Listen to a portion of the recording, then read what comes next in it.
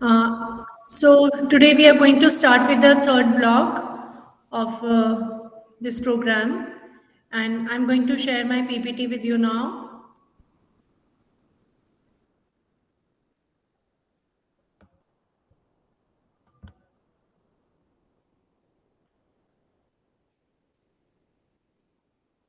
Can you see? Yes, ma'am. It Okay, is it is visible, ma'am. stimulation and play activities during toddlerhood, that is 1 to 3 years. So, stimulation here means whatever interaction that a child has with the environment, that is, with the family, with the neighborhood, with anyone, that is known as stimulation because it helps in developing the brain, it helps in preparing for the neural connections in the brain, and it has to be continued for the first 5 years most importantly, because first 5 years are very very important for the child, because during these 5 years all the neural setup in the brain it happens and it strengthens. So the more we provide the stimulation activities and the play activities to the baby, better it is going to be, better cognitive development he will have. I come to the next slide. Can you see it? Yes, it is seeing, ma'am. Okay. So, first is that we need to understand the interrelation between I think, early ma'am, second slide आपकी show नहीं हो रही है, ma'am. Okay, let Yes, ma'am. me. Now it's Yeah, yeah. okay. Now okay, ma'am. Okay. So, it is important to understand the interrelationship between interaction between stimulation, early stimulation, and play. Uh, Whatever the child does during these years, if it is a play for him, then he will enjoy it. If he is going to enjoy it, then he is going to do more and more. And if he is going to do more and more and is going to repeat it, then it will become the practice. ये बिल्कुल ऐसे ही है जैसे अगर एक बच्चे को पैदा होने के साथ में ही एक अकेले कमरे में छोड़ दोगे तो वहां पे उससे कोई बात करने वाला नहीं होगा। जब उसको ह्यूमन वॉइस सुनाई ही नहीं देगी तो जब वो बैबलिंग स्टार्ट करेगा, बैबलिंग का मतलब होता है एक बहुत छोटे बच्चे का बा बा बा बा मा करना, तो जब वो ये स्टार्ट करेगा तो उसे सपोर्ट करने वाला, उसको ट्रैक करने वाला और उसको डायरेक्शन देने वाला कोई नहीं होगा। तो ब से बाबा, ब से बाबा, ये म से मामा ये नहीं बन पाएगा। ओके, तो जब ह्यूमन वॉइस ही नहीं होगी तो उसे पता ही नहीं होगा कि जो भी उसके मुंह से निकल रहा है वो सही है या नहीं, कोई मोटिवेशन नहीं होगा, उसे वर्ड में कन्वर्ट करने के लिए कोई मोटिवेशन नहीं होगा। इसीलिए खेल खेल में हम बच्चे को अर्ली स्टिमुलेशन प्रोवाइड करते हैं। अर्ली स्टिमुलेशन का मतलब है जितना जल्दी आप उसे स्टिमुलेट करने लग जाएं, उसे मोटिवेट करने लग जाएं कोई भी काम करने के लिए, उतना ही बेटर होता है।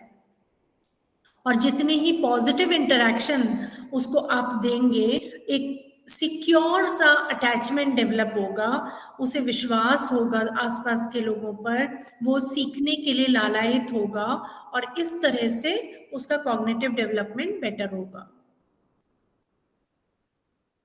I come to the third slide now. So, what is early stimulation? It involves all the activities that engage a child's sensory and cognitive faculties.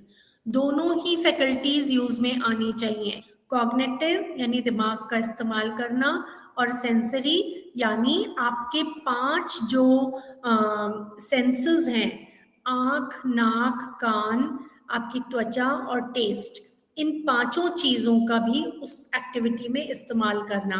एक मदर जो होती है वो आपने देखा होगा ज़्यादातर इन 5 सेंसेस पे काम करती है, उसे नहीं पता होता है कि ये 5 सेंसेस पे उसे काम करना है, लेकिन ये एक नेचुरल टेंडेंसी है कि हम हर एक्टिविटी को 5 सेंसेस में दिखाते हुए, उसे समझाते हुए काम करते हैं।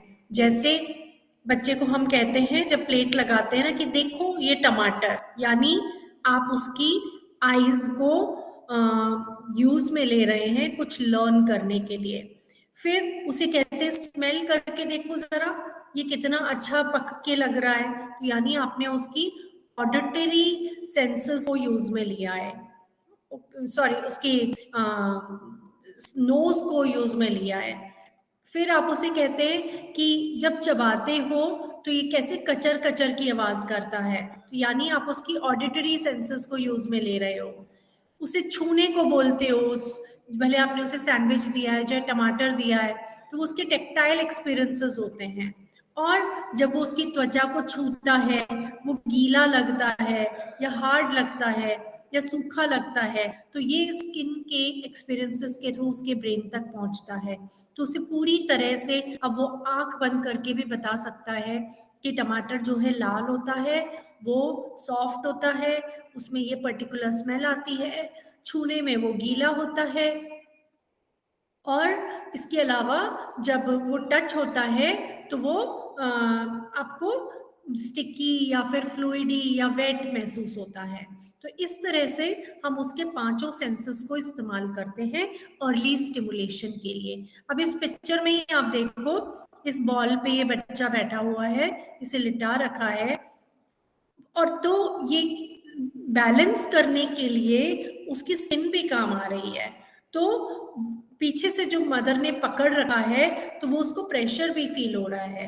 ओके, और वो देख रहा है, वो ग्रीन कलर की बॉल है। तो इस तरह से हम हर एक एक्टिविटी में कम से कम 2-3 सेंसेस तो यूज में लेते ही हैं। I come to the fourth slide. तो ये पांचों सेंसेस जब हम यूज में लेते हैं और इनका इनकॉर्पोरेशन प्ले में करते हैं, खेल में करते हैं, तो बच्चे का प्ले बहुत ज्यादा स्ट्रांग हो जाता है और वो उसे एकेडमिकली लर्निंग के लिए भी इस्तेमाल किया जा सकता है। Next slide. तो प्ले जो होता है ये न केवल हमें एंटरटेनमेंट प्रोवाइड करता है, ये नहीं कि खाली बच्चे का टाइम पास हो रहा है, उससे सारे डेवलपमेंट हो रहे हैं, वो कोऑर्डिनेट करना सीख रहा है, is learning the physical development, एक होलिस्टिक डेवलपमेंट हो रहा है, उसका सोशल डेवलपमेंट हो रहा है। So all these developments are just because of play. He is using his brain again and again when he is playing with the puzzle, कि उसको नए आइडियाज आ रहे हैं, उसकी क्यूरियोसिटी बन रही है, वो क्वेश्चन पूछ रहा है, वो गलत कर रहा है तो उसे समझाया जा रहा है, तो वो एक डायरेक्शन सीख रहा है। I am coming to the next slide. इसी प्ले से सोशल डेवलपमेंट होता है। जब कुछ बच्चे आपस में साथ में खेलते हैं तो वो एक दूसरे के साथ में सिंपैथी देना सीखते हैं, रिलेशनशिप बिल्ड करते हैं। तो आपने हमेशा देखा होगा जो हमारी बचपन की फ्रेंडशिप होती है वो बहुत स्ट्रांग होती है, because we have started understanding each other right from the childhood, so it is going to be very strong bond. Other than this, problem solving सीख रहे हैं मिलकर, स्पेशियल अवेयरनेस सीख रहे हैं, यानी कोई चीज किसी में फिट हो जाएगी या किसी चीज को रखने के लिए कितनी जगह चाहिए, ये सारी चीजें हम सीखते हैं। उस गेम के साथ में, उस प्ले के साथ में कुछ लैंग्वेज होती है जो कि हम यूज में लेते हैं। बच्चे एक दूसरे को समझाने के लिए, पूछने के लिए यूज में लेते हैं, तो वहां पे लैंग्वेज का डेवलपमेंट होता है। I come to the next slide.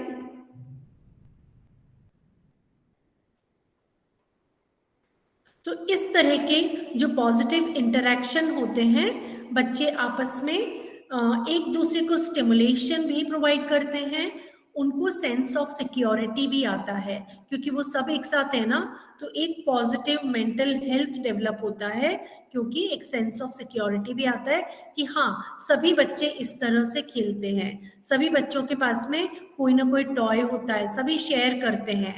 तो जब तक ये बच्चा करेगा नहीं तब तक वो शेयरिंग भी नहीं सीखेगा। तो शेयरिंग की डेफिनेशन होगी, मेरा टॉय किसी ने ले लिया, लेकिन धीरे धीरे उसे समझाया जाता है कि लिया नहीं है, आपने उसके साथ में शेयर किया है, आपने उसका लिया, उसने आपका लिया, आप दोनों ने मिलकर खेला। So this sharing business it starts there.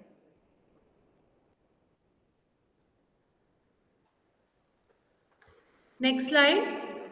So, we need to plan early stimulation and playful activities very strongly.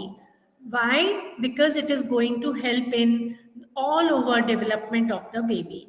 अब इसमें कुछ थियोरिस्ट हैं जो बहुत तरह के प्ले एक्टिविटीज की और बच्चों की एक्टिविटीज की बात करते हैं। उसमें से है सबसे पहले जॉन पियाजे। जॉन पियाजे के कुछ कंस्ट्रक्ट्स हैं, जैसे सेंसरी मोटर एक्सप्लोरेशन, यानी उनका कहना है सेंसर्स को यूज में लेना है तभी मोटर डेवलपमेंट साथ में होगा, यानी हैंड्स ऑन एक्सप्लोरेशन करना है। जो भी बच्चे को सिखाना है उसे दे दो। अगर आप ये कहना चाहते हो, उसे समझाना चाहते हो कि जब पानी एक ग्लास से दूसरे में डालते हैं तो गिरना नहीं चाहिए, नीचे नहीं फैलना चाहिए, तो जब तक वो उसे 4-5 बार गिराएगा नहीं, उसे 4-5 बार दूसरे ग्लास में डालेगा नहीं, तो वो उसे लर्न नहीं करेगा। तो जब वो एक बार सही तरीके से सीख जाएगा तो दैट स्कीमा, दैट यू से स्किल, इट डेवलप्स स्ट्रांगली। तो पियाजे ने सेंसरी मोटर डेवलपमेंट पे बहुत ज्यादा फोकस किया था। Are you people listening?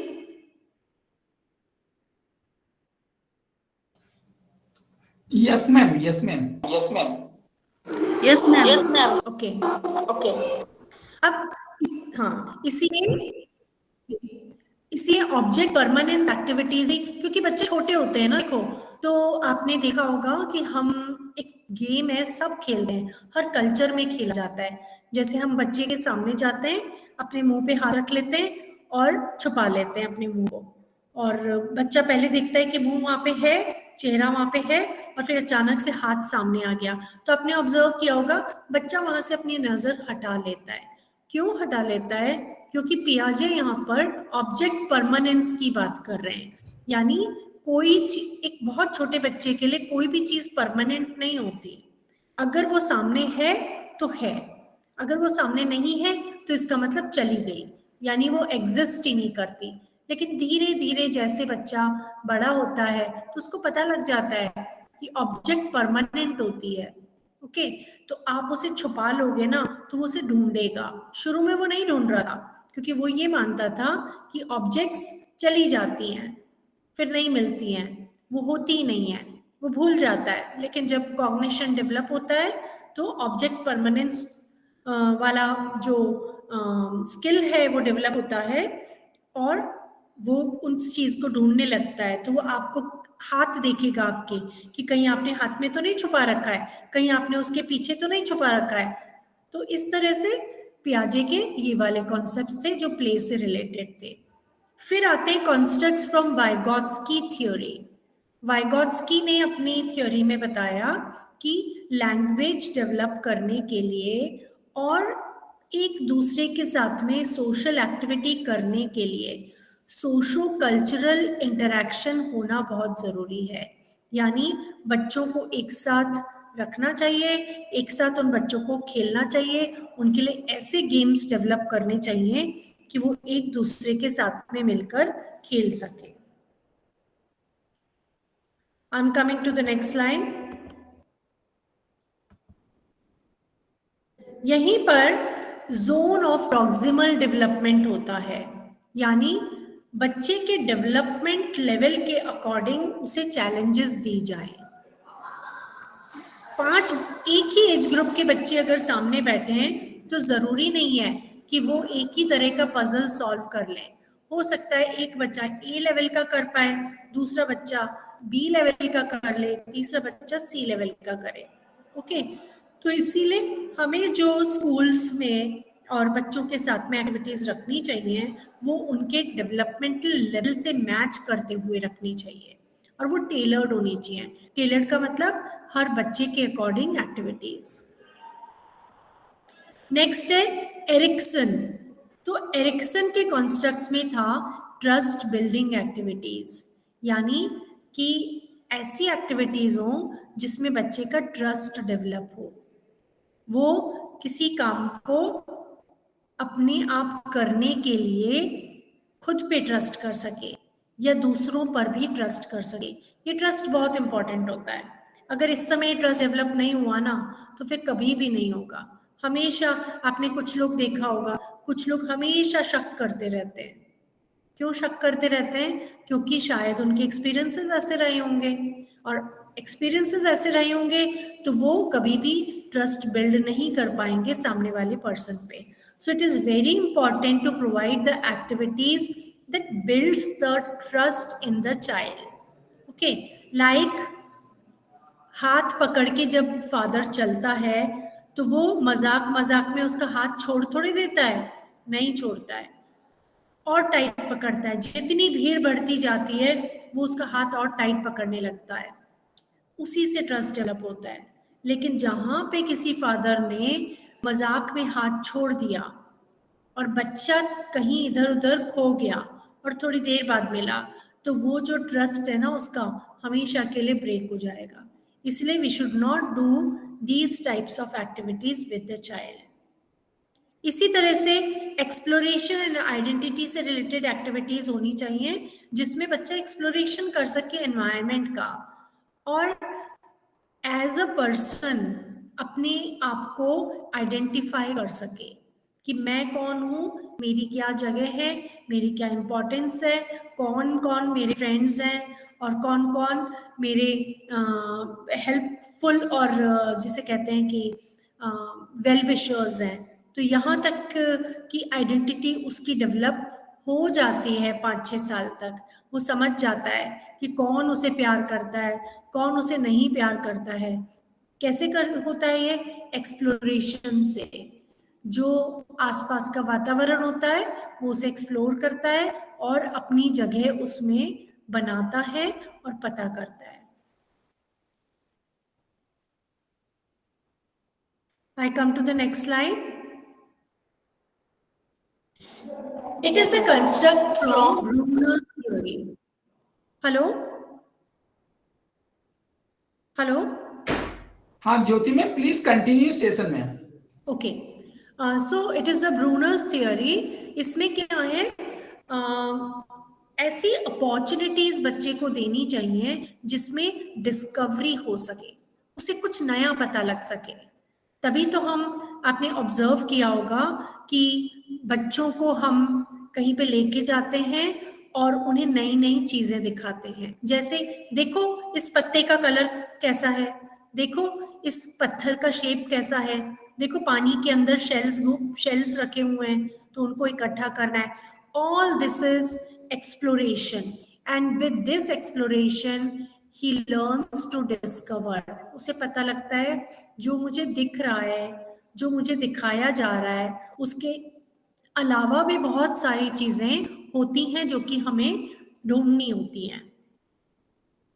फिर कुछ होती है स्कैफोल्डिंग एक्टिविटीज। स्कैफोल्डिंग एक्टिविटीज में आपको मैं एग्जांपल से बताऊं तो इस तरह से बताऊं कि जैसे एक कली होती है ना, जब वो कली बड़ी होती है तो धीरे धीरे खिलती है, उसकी एक एक पंखुड़ी फैलती चली जाती है। तो उसी तरह से बच्चा जैसे जैसे डेवलप होता है उसकी एक एक स्किल, उसकी एक एक उसका हुनर वो सामने आने लगता है। कब आएगा? जब आप कोशिश करोगे उसे स्टडी करने के लिए। जंगल में फूल खिल रहे हैं, कैसे खिले किसी ने नहीं देखा, लेकिन आपके बच्चे तो आपके घर में हैं, आप उन्हें ऑब्जर्व करेंगे तो आपको पता लगेगा कि वो कैसे खिल रहे हैं, कैसे सीख रहे हैं। How? Provide them the activities, like गा के दिखाओ तो आपको पता लगेगा कि क्या उसमें गाने की क्षमता है। You ask him, you give him the crayons. If he draws properly, it means that he has some fine motor skills. और वो बहुत अच्छी ड्राइंग कर सकता है, आर्टिस्ट बन सकता है। तो जब आप उन्हें अपॉर्चुनिटीज प्रोवाइड करते हो, गाइडेंस प्रोवाइड करते हो, तब आप स्कैफोल्डिंग करते हो उसके पर्सनालिटी की, यानी उसकी पर्सनालिटी को खिलने में मदद करते हो। ओके, तो इसके लिए कुछ प्लानिंग स्ट्रैटेजीज हैं, उनमें से कुछ हैं individualised activities. I am coming to the next slide.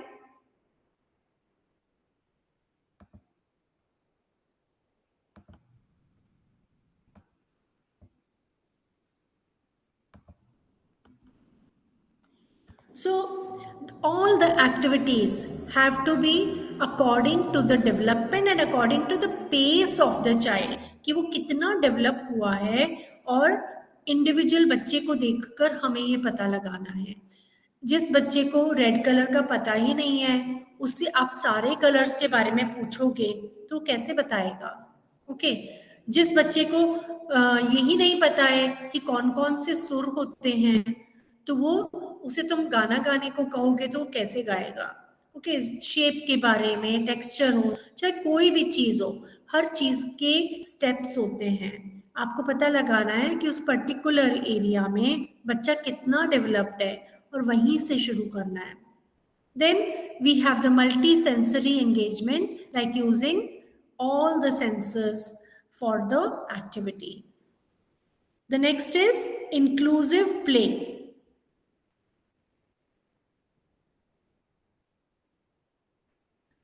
We need to plan activities that foster inclusive play. Inclusive play का मतलब है जिसमें बच्चे आपस में मिलकर खेल सके। सबको अलग अलग खेलने की तो हम ले टॉयज दे ही देते हैं क्लासेस में, लेकिन कभी कभी उनको एक या दो टॉय देकर ज़्यादा बच्चों को भी साथ में बिठाना पड़ता है, जिससे कि वो शेयरिंग सीख सकें और कई तरह की एबिलिटीज़ डेवलप कर सकें। इसके अलावा प्ले एनवायरनमेंट देना ज़रूरी है, कि ऐसा प्ले एनवायरनमेंट उनको प्रोवाइड किया जाए जिससे वो अपने आप नए खेल डेवलप करने के लिए कैपेबल हो जाएं। When you provide one toy to the child, it doesn't mean कि that he is going to play in one way only. आपने तो उसे केवल एक बॉक्स दिया था कि इस बॉक्स में ये बॉल्स डाल दो, लेकिन थोड़ी देर में आप देखोगे कि वो बॉक्स उसका ट्रेन बन जाएगा, वो बॉक्स किसी दूसरे बच्चे का हॉस्पिटल बन जाएगा, वो बॉक्स किसी दूसरे बच्चे के पेट का घर बन जाएगा। So we are providing open environment. और जब बच्चा कह रहा है ये मेरी कैट का घर है, तो हम हाँ करते हैं, हाँ कितना सुंदर घर है।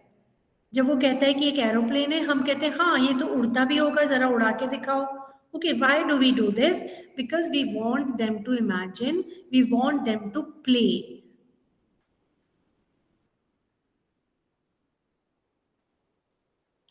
Next slide. तो हमें इस तरह से बच्चों का close observation and continuous observation करना चाहिए, जिससे कि हमें पता लग जाए उस बच्चे की ज़रूरत क्या है। फॉर एग्जाम्पल, अगर आपको बच्चे से बात करके उसे देख कर समझ में आ गया कि इसके शेप्स का कॉन्सेप्ट ठीक नहीं है, तभी तो आप उसे ब्लॉक्स दोगे, तभी तो आप उससे बताओगे कि देखो ये ब्लॉक ट्राइंगल है, ये ब्लॉक स्क्वायर है। तो हमें उनको कंटिन्यूसली ऑब्जर्व भी करना पड़ता है, देखने के लिए कि उनके डेवलपमेंट में क्या कमी है और कितना अच्छा उनका डेवलपमेंट अब तक हो गया है।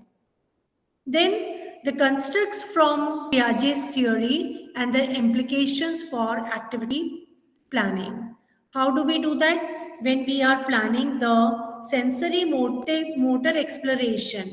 अब आपने सोचा कि मैं सेंसरी मोटर एक्टिविटीज जो हैं वो बच्चे को दूंगी पियाजे के अकॉर्डिंग, तो आपको ऐसे एज अप्रोप्रिएट टॉयज देने पड़ेंगे जो कि उस एज में बच्चा सीख सकता हो। जैसे आप उन्हें डिफरेंट टेक्सचर्स की चीज़ें दे सकते हो, रफ, स्मूथ, या फिर आप उन्हें डिफरेंट शेप की चीज़ें दे सकते हो, स्क्वायर, सर्कल, या फिर आप उन्हें डिफरेंट साउंड्स की चीज़ें दे सकते हो, चाहे वो एनिमल्स की साउंड हो, चाहे वो बर्ड्स की साउंड हो, चाहे वो और किसी चीज़ की साउंड हो।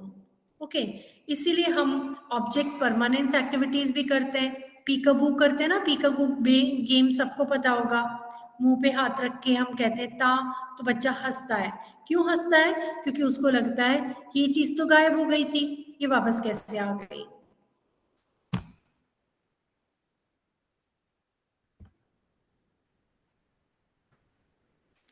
ओके, इसमें ही एक नेक्स्ट आता है सिंबॉलिक प्ले। सिंबॉलिक प्ले में इस बच्चे को देखो आप, can you see? Yes ma'am. क्या कर रहा है बच्चा? बनाना को एज अ टेलीफोन यूज करके बात कर रहा है। हाँ, आर यू श्योर कि ये टेलीफोन ही इमेजिन कर रहा है या ये कुछ और भी इमेजिन कर रहा होगा? मे बी शायद टेलीफोन का ही लग रहा है मैम। और कुछ, किसी और को कुछ और आइडिया आ रहा है?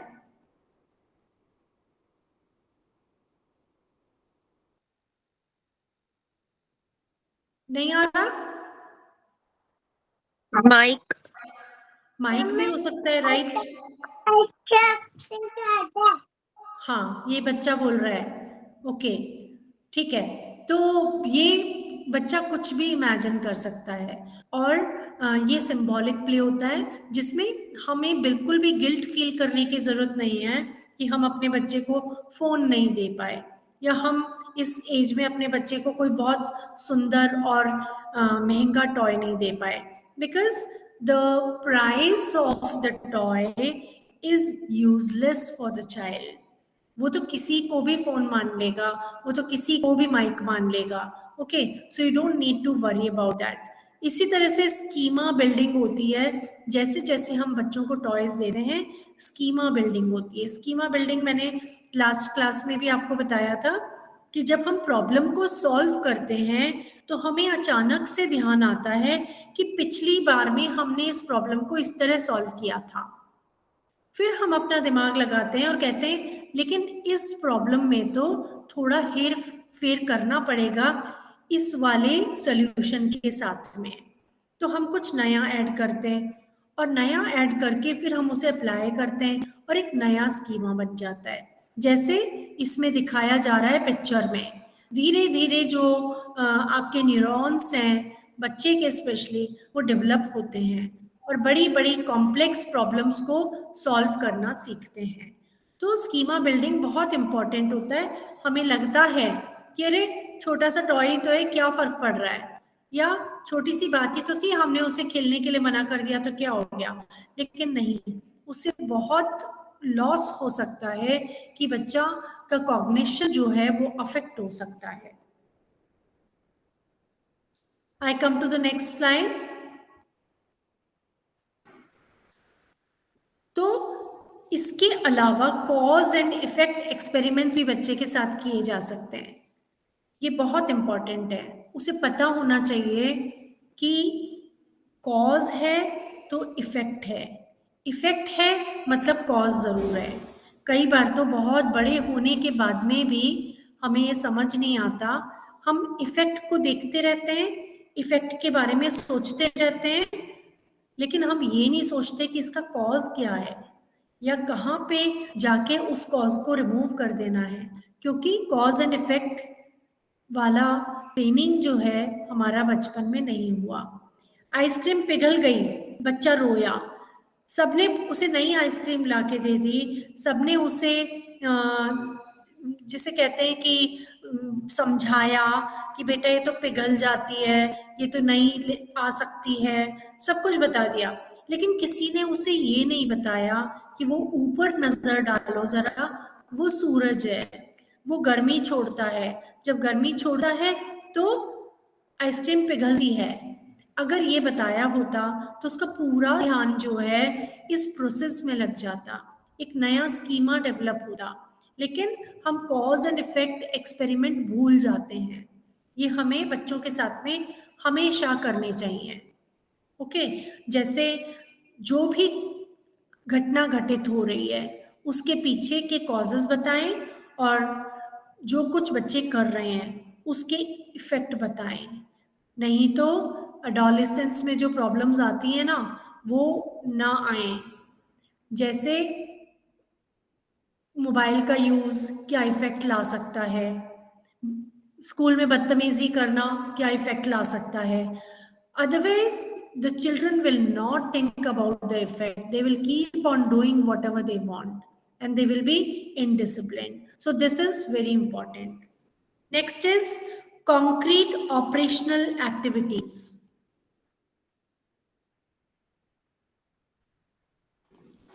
For the toddlers, concrete operational activities are very important.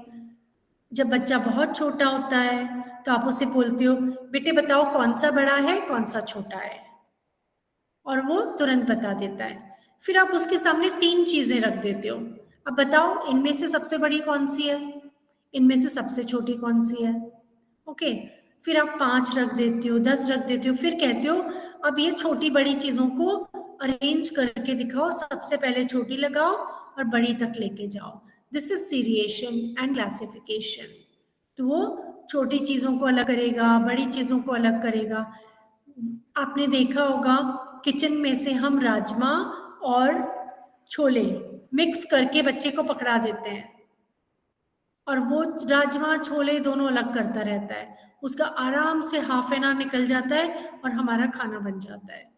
So this is not a simple game, you know. It is not a simple play. It is developing cognition in the child. That is, he is developing classification, segregation. और फिर जब आप उसे कहते हो ना, अब छोटे छोटे राजमा अलग करो और छोटे से बड़े करो, तो वो सीरिएशन हो जाता है. It can be done with the color, size, shape, anything. Are you understanding?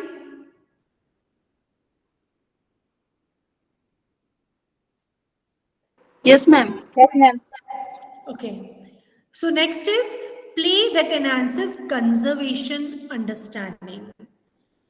छोटे बच्चों को कंजर्वेशन का पता नहीं होता है ना. आप 2 ग्लास रख दो, एक ग्लास ब्रॉड है, एक ग्लास पतला और लंबा है, and you fill same quantity of water in both. बच्चा हमेशा जो लंबा और ऊंचा ग्लास होगा ना उसके लिए कहेगा इसमें पानी ज्यादा है. That is he doesn't have the idea of conservation. उसको ये नहीं पता कि जब इस ग्लास का पानी उसमें डालेंगे तो वो कम नहीं हो रहा है, वो उतना ही है, बस डिफरेंट शेप में डालने से उसका शेप डिफरेंट हो जाता है. सो ही विल से, आप उसे दिखा रहे हो कि देखो इस ग्लास में से मैंने इसमें भी डाला, इस ग्लास में से मैंने इसमें भी डाला. Ask him again, he will say the same thing, but slowly with age he will understand. I'm coming to the next line. Then we should provide peer interaction opportunities. Like we should provide them the social interaction within their group. हमेशा बड़ों से बात करने से भी development hamper हो जाता है. उन्हें अपनी एज ग्रुप के बच्चों के साथ में भी बात करनी चाहिए और रहना चाहिए. देन अडेप्टेबिलिटी इन मटीरियल्स. जो भी मटेरियल हम प्रोवाइड कर रहे हैं उसमें अडेप्टेबिलिटी बहुत इंपॉर्टेंट है. कैसे? Provide adaptable materials that can be used various ways. आप उसे पेपर दे देते हो, आप देखते हो पहले बच्चा उसमें कलर करता है, so he has used it for the creative activity. फिर वो उसके रोल करके उसकी लंबी लंबी सी स्ट्रॉज बनाता है. So is learning how to modify the paper. फिर वो उसको खोलता है, उसके छोटे छोटे टुकड़े करता है. So he is learning that the paper can be changed into the size by breaking it or tearing it. फिर वो उनको जगह जगह पे चिपका देता है. He is doing this constructive activity. तो एक ही पेपर दिया था आपने, उससे उसने इतनी सारी चीजें कर डाली. So we need to provide adaptable materials to the child so that he can be creative and innovative. ये नेक्स्ट कॉन्सेप्ट मैंने आपको कल भी बताया था, अकोमोडेशन, एसिमिलेशन एंड अडेप्टेशन. तो इसमें क्या होता है एक छोटा सा सोल्यूशन उसके पास में होता है, नेक्स्ट प्रॉब्लम के लिए वो उसमें कुछ और ऐड कर देता है और एक अडेप्ट कर लेता है नए सोल्यूशन से। तो ये एडजस्टमेंट जो होता है ना और फिटिंग जो होती है, ये लाइफ लॉन्ग चलती रहती है। आपने जब एक पर्सन से बात करते हो तो आपको पता है कि ये पर्सन जो है इमोशनल है, तो आप उसे इमोशनली डाइवर्सिफाई करने की कोशिश करते हो। जब एक दो बार कर लेते हो तो आपको भी समझ में आ जाता है, जब मैं तीसरी बार ऐसी हरकत करूंगा ना तो वो समझ जाएगा, because he has been dealing with me like this. तो बच्चे भी ऐसे ही होते हैं, वो नए नए स्ट्रक्चर्स बनाते हैं, मेंटल स्ट्रक्चर्स, उनमें एडजस्टमेंट करते हैं और नए नए चैलेंजेस को फेस करते हैं, नए नए सॉल्यूशंस बनाते हैं। लेकिन इनके लिए अपॉर्चुनिटीज देनी बहुत जरूरी है। We should always be ready to provide them opportunities.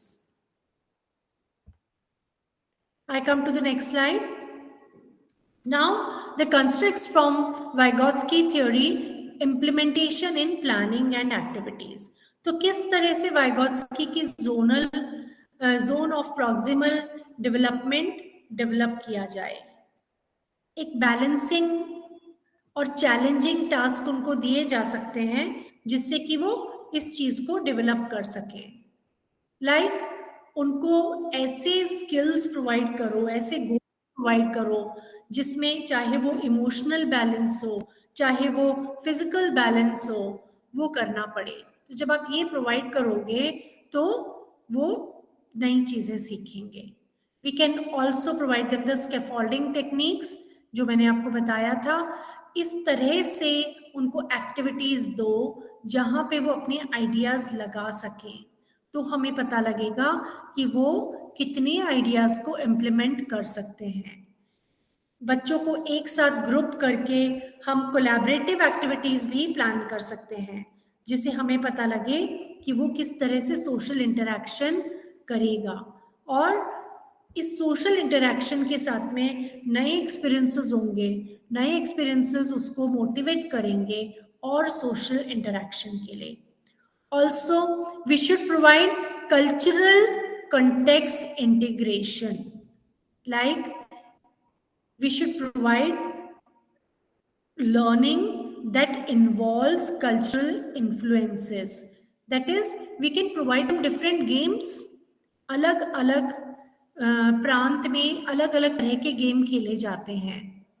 जब हम लोग जब छोटे थे ना, तो जब बच्चे इकट्ठे होते थे तो वो एक जगह के नहीं होते थे। कोई पंजाब से आता था, कोई गुजरात से आता था, सब अपनी नानी के घर में इकट्ठे होते थे। और जब नानी के घर में इकट्ठे होते थे तो कहते थे हमारे यहाँ पे तो ये वाला गेम खेला जाता है। फिर सब अपने अपने यहाँ के गेम जो हैं खेलते थे। तो जब बच्चा छुट्टियों के बाद घर जाता था तो उसको कई जगह के गेम्स खेलने आते थे, और वो इंटरैक्शन कई कल्चरल कॉन्टेक्स्ट में होते थे उनके। तो वो एक थोड़ा सा जजमेंटल भी हो जाता था कि गुजरात के बच्चे तो ऐसे होते हैं और पंजाब के बच्चे तो ऐसे होते हैं। This is what we are learning about the culture.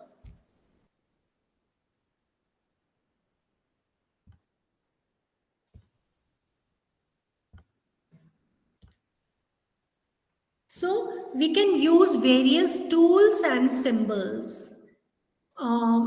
For example, provide them the story in which they have to solve the problem. They will solve the problem, but it is going to be mentally. Actual में वो solve नहीं कर रहे हैं। मैं एक example देती हूँ।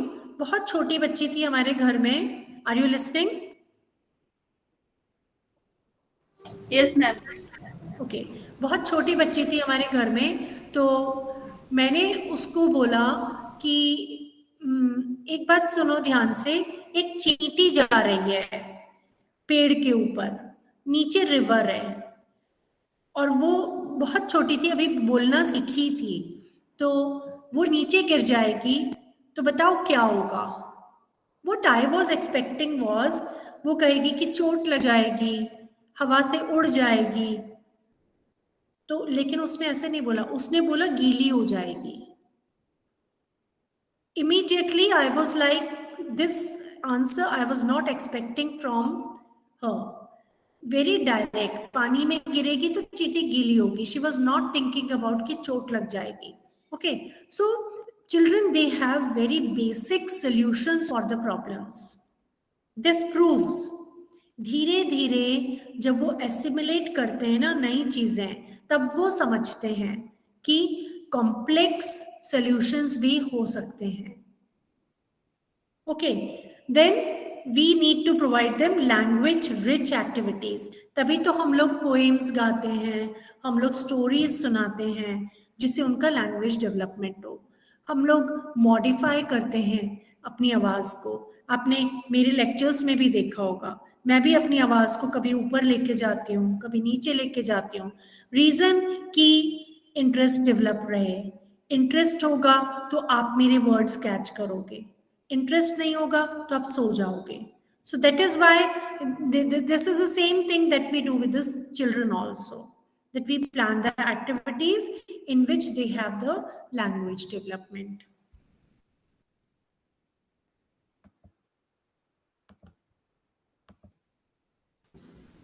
Then we provide them the problem solving collaborative activities.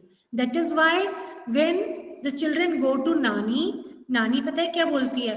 तुम जाओ 4 बच्चे ऊपर छत की सफाई करके आओ, और उसके लिए मैं तुम्हें टूल्स प्रोवाइड करती हूँ. पानी की बाल्टी, झाड़ू, कचरा उठाने का ये मॉप और ये सारी चीजें. और वो टूल्स लेके सारे बच्चे छत पे जाते हैं and they come up with the solution. That is, this task is very difficult, let's ask our friends to come with us. तो अपने आस पड़ोस के बच्चों को बुला लेते हैं और सारे बच्चे मिलकर जल्दी से 10 मिनट में साफ कर देते हैं और फिर खेलने के लिए निकल भी जाते हैं. So this is the way they learn problem solving. There are so many ideas that you must also be having. So we need to teach them problem solving, but through collaborative activities. क्योंकि देखिए अकेले काम करना easy होता है, but when it comes to collaborative activity, teamwork is very difficult. तो वो teamwork करना भी बच्चों को आना चाहिए.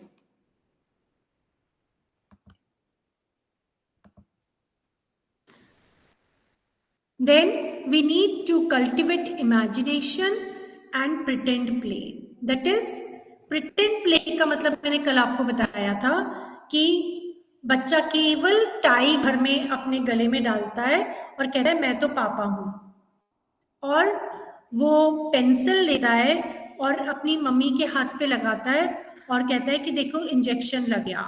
So this is the pretend play, and this improves the imagination.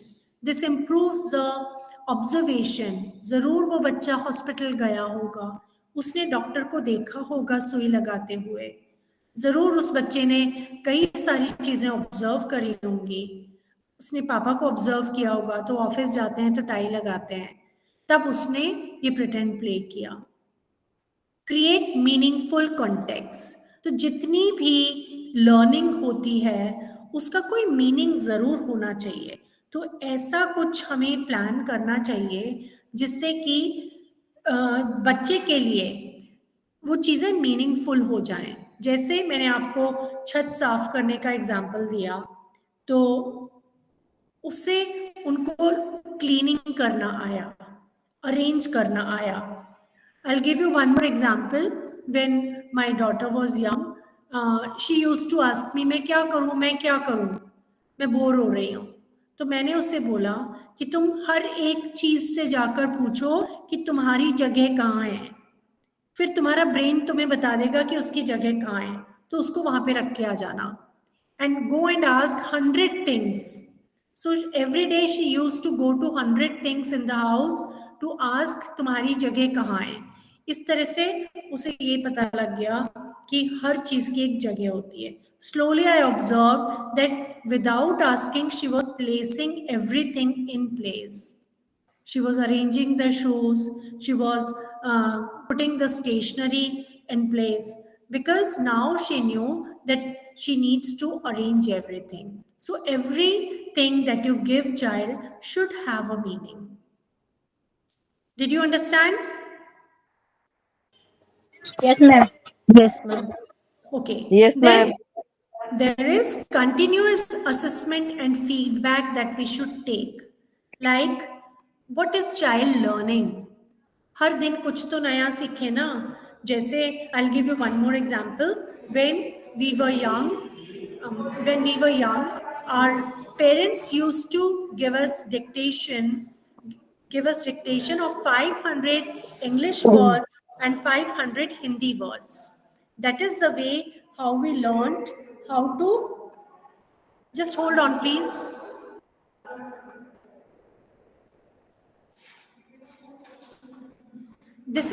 That is how my English improved and my Hindi improved. So we need to check the progress every day. Like if you gave color activity yesterday, today you should ask the child whether he has understood red color or not, or ask him to point out red color. So when one concept is clear, then you should move towards the next concept.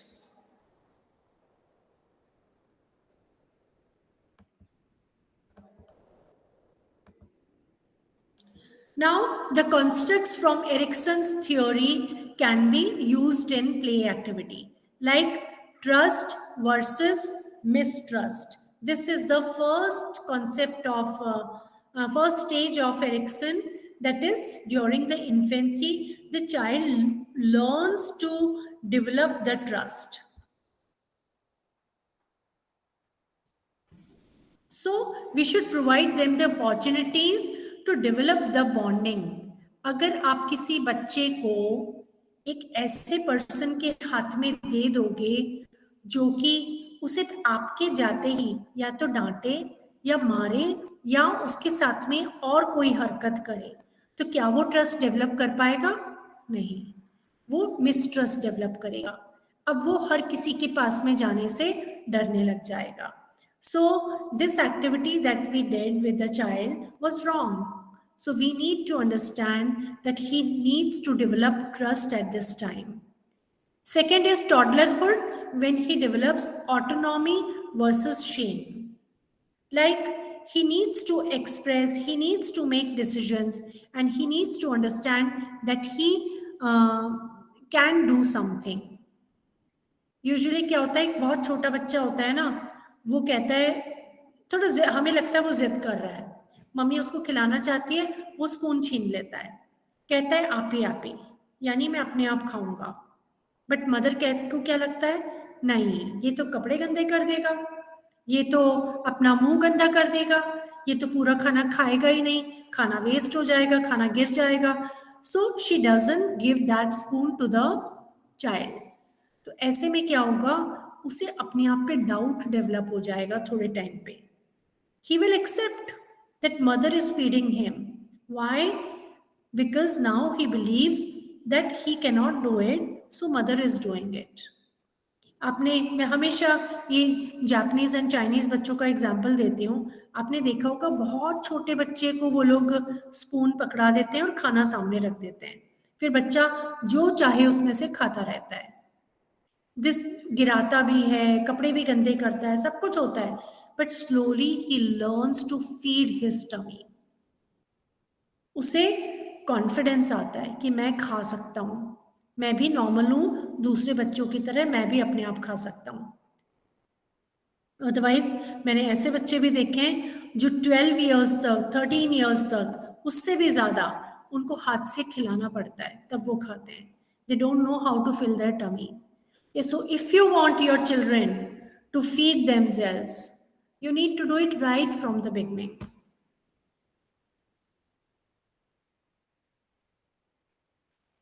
Next is initiative versus guilt. तो एक curiosity होती है बच्चों में, सब में.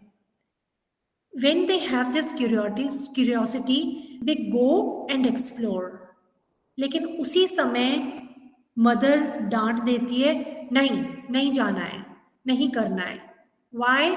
Because the child is not capable enough, she thinks. उसका कुछ चोट लग जाएगी, उसको किसी से डांट पड़ जाएगी. तो क्या होता है, धीरे धीरे वो इनिशिएटिव लेना ही बंद कर देता है.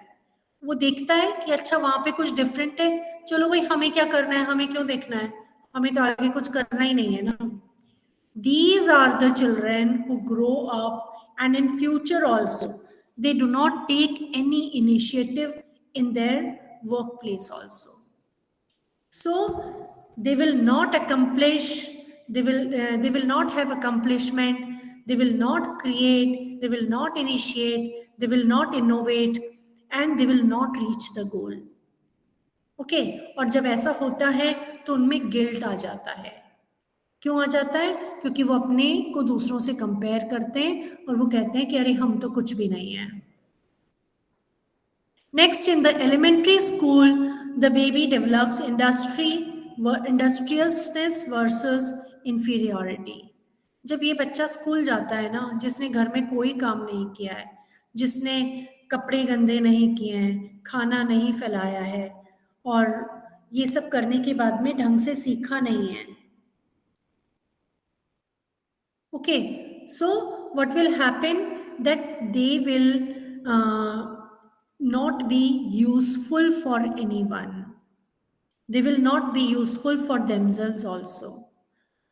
ये बच्चे कुछ सीखेंगे नहीं नया, जैसे कलरिंग नहीं करेंगे, हमें नहीं अच्छा लगता, वो कुछ भी नया एक्सप्लोर नहीं करेंगे, हमें नहीं अच्छा लगता, हमें नहीं करना, और इन्फीरियरिटी डेवलप हो जाएगा. वहीं से इन्फीरियरिटी कॉम्प्लेक्स आता है.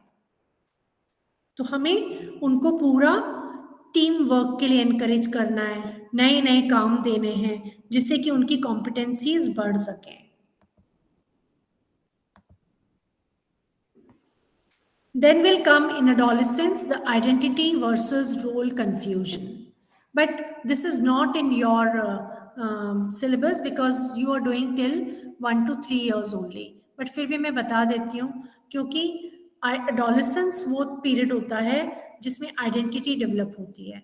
और जब आपने कोई काम ही नहीं किया, कोई इंटरेस्ट ही डेवलप नहीं किया, कोई वैल्यूज डेवलप नहीं की, तो क्या होगा, आपको समझ ही नहीं आएगा कि आपका रोल क्या है, आपका लाइफ में रोल क्या है, आप इन फ्यूचर क्या करने वाले हो. आज किसी भी 10th क्लास के बच्चे से या 12th क्लास के बच्चे से जाके पूछ लो कि क्या बनना चाहते हो, आगे जाके क्या करोगे, 90% बच्चे कहेंगे अभी हमने डिसाइड नहीं किया है. But if you make them efficient, तो उन बच्चों को शुरू में ही पता लग जाता कि वो अच्छे म्यूजिशियंस बन सकते हैं, या वो अच्छे प्लेयर्स बन सकते हैं, या वो एक अच्छे बिजनेस पर्सन बन सकते हैं, तो वो डिसाइड कर लेते. तो ये रोल कंफ्यूजन कई बार जो होता है ना, अडल्टहुड तक भी चलता रहता है. एंड फाइनली अडल्टहुड आता है और उसमें इंटीमेसी का टाइम आता है. एडोलेसेंस के बाद में जो ऑपोजिट जेंडर होता है उससे इंटीमेसी डेवलप करनी होती है, वो नहीं कर पाते हैं क्योंकि कॉन्फिडेंस नहीं होता है, वो इतनी जिसे कहते हैं कैपेबिलिटीज नहीं होती है कम्युनिकेट करने की, तो आइसोलेशन में चले जाते हैं. फिर उन्हें लगता है उनके पेरेंट्स ही उनकी शादी कर दें तो ठीक है, वो शादी कर लेंगे, चलती रहेगी, वो सब कुछ सही है, but they will not have that confidence. And in the middle adulthood there is a stage of generativity versus stagnation. आज जिस एज में हम लोग हैं उसमें अगर हमने पहले कुछ नहीं किया तो हम अपने आप को जनरेटिविटी में नहीं लेकर आएंगे, कुछ नया इस सोसाइटी के लिए, फैमिली के लिए, नेशन के लिए नहीं कर पाएंगे, कम्युनिटी में इन्वॉल्वमेंट नहीं कर पाएंगे, जिसकी वजह से स्टैग्नेशन आ जाएगा.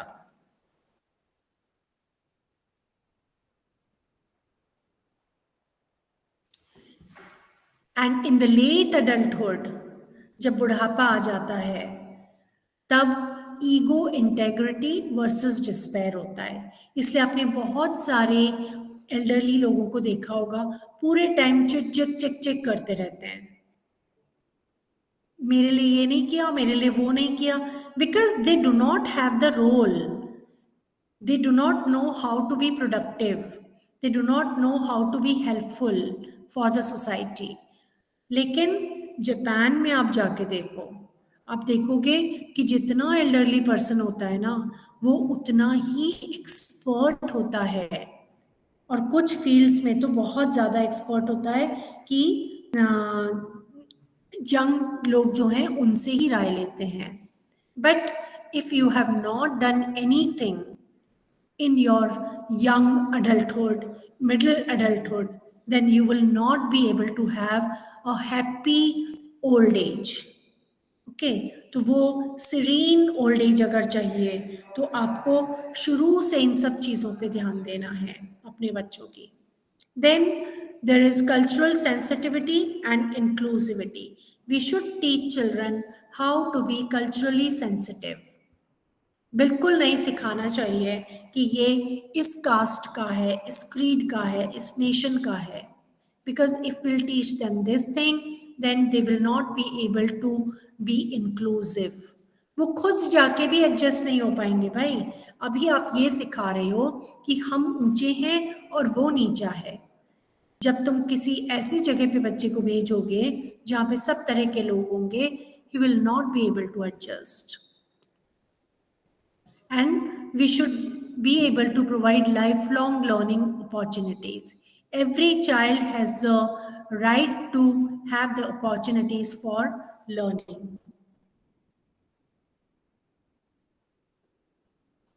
Are you understanding? Yes, ma'am. सो तो नहीं गए ना? No, ma'am. अच्छा, ठीक है। Now, how to apply Bruner's theory in planning of activities? तो उसमें सबसे पहले डिस्कवरी लर्निंग की बात की थी मैंने।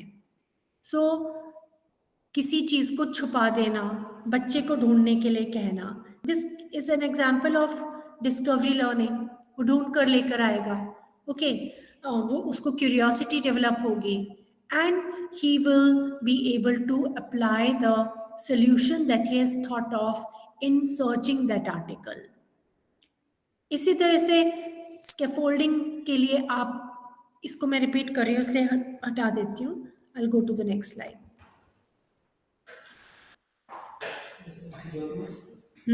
Now the next is spiral curriculum. Just hold on please.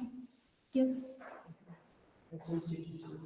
Okay, ठीक है, ठीक है, ठीक है, मैं अभी क्लास में हूँ। Okay, then we have the spiral curriculum. Spiral curriculum means deepening their understanding. We need to use the activities again and again. घूम फिर के वापस से पुराने की कॉन्सेप्ट्स पे आओ तो हमें पता लगेगा, अरे इसको ग्रीन और ब्लू में कंफ्यूजन है, मैंने ग्रीन बताया था, ये ग्रीन और ब्लू में कंफ्यूज हो गया, फिर आप उसे ग्रीन और ब्लू का कंसेप्ट क्लियर करोगे। So we need to repeat the concepts again and again. Then modes of representation are very important. कैसे सिखाया आपने? ऑडिटरी से सिखाया, विजुअल से सिखाया, बॉडी काइनेस्थेटिक्स से सिखाया। तो ये इसके लिए पहले हमें ये जानना ज़रूरी है कि बच्चा कैसे सीख सकता है। क्या वो एक ऑडिटरी लर्नर है तो उसको ऑडिटरी एक्टिविटीज़ दो, अगर वो विजुअल लर्नर है तो उसको देखने वाली एक्टिविटीज़ दो। Then we can have the narrative learning. Narrative learning means telling them something about the biographies, about the stories, about the poems, about anything that we can ask them to do or speak or answer or questioning them. So all narrative learning can be utilized in developing the vocabulary and their mental concepts. Then we have the collaboration and social interaction activities, discussing, बच्चे से पूछ लो कि एक बच्चा गिर गया, दूसरे बच्चे ने हंसी उड़ाई, बताओ अच्छा किया कि गलत किया. So we discuss these ideas with the child, with the children, and there we can have the social interaction. We need to provide them intrinsic motivation. Motivate करके तो सभी बच्चे सीख लेते हैं. वो इंट्रिंसिक मोटिवेशन के लिए उनको एक ज़ील प्रोवाइड करना बहुत ज़रूरी है. ऐसे टॉपिक्स, ऐसे इंटरेस्ट, ऐसी एक्टिविटीज़ जिससे कि खुद उनका मोटिवेशन जो है उन्हें सीखने के लिए लालायित कर दे. So they need to be motivated always for learning. And we need to have the flexibility and adaptability. ज़रूरी नहीं है कि एक बच्चे ने कंप्लीट कर दिया तो हम प्रेशराइज करें दूसरे बच्चे को भी कि नहीं तुम्हें भी करना पड़ेगा. He will not do it. According to him, the work is finished. एक बच्चा जो सोल्यूशन अप्लाई करता है ज़रूरी नहीं है दूसरा बच्चा भी वही करे. He can use a different style. Okay, because he has different temperament. He has different brain. So we need to be flexible with them. We need to adapt.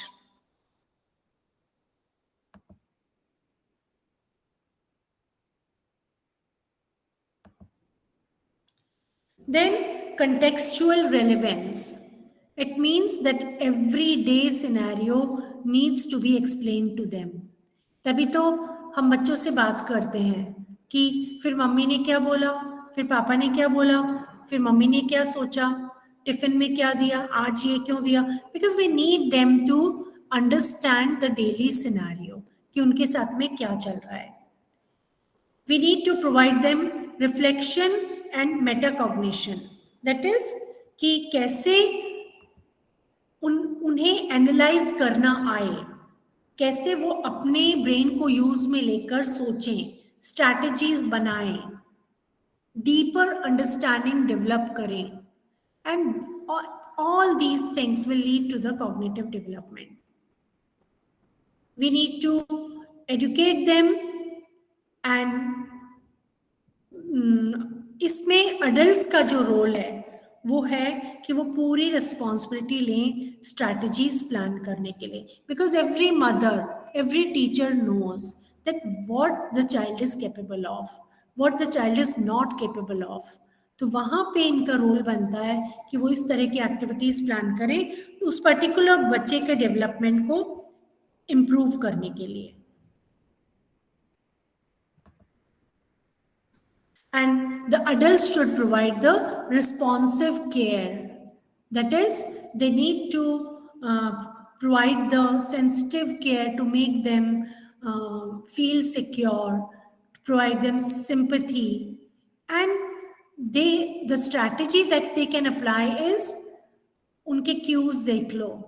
जैसे क्या वो रोने वाला है, क्या वो जिसे कहते हैं कि रिवेंजफुल हो रहा है, तो उस समय हम उन्हें उनकी ऑब्जर्व करके और उनके मूड को या उनके टेम्परामेंट को चेंज कर सकते हैं. Then establishing secure attachment. That is we all need to develop secure attachment for the children. नहीं तो वो उसका मेंटल हेल्थ डिस्टर्ब होने के चांसेस हैं. Security is very important for children.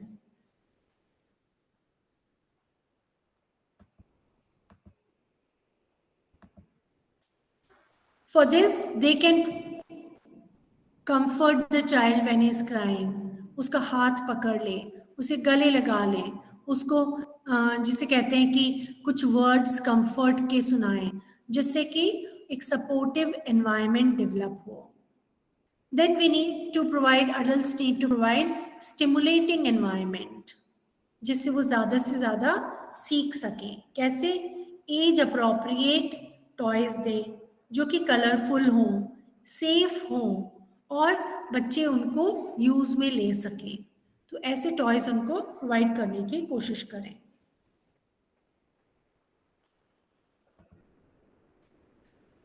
We need to provide them language exposure. That is आसपास books हो, toys हो, खुला वातावरण हो जिसमें कि बच्चा क्वेश्चन पूछ सके. We can read books, sing, and tell them the stories, so they have the language exposure of listening and speaking also. Then we need to encourage motor skills, providing them the games that utilizes fine muscles also and gross motor also. So we need to provide them the games that make them run, that make them, interact with the environment. So all these opportunities like crawling, reaching, grasping the things, and transferring the things, they all will help in gross and fine motor development. And adults need to establish routine. With the routine, security will come. Predictability will come. उनको पता है अब mummy बाहर निकली है तो वो पक्का दूध लेकर आएंगी.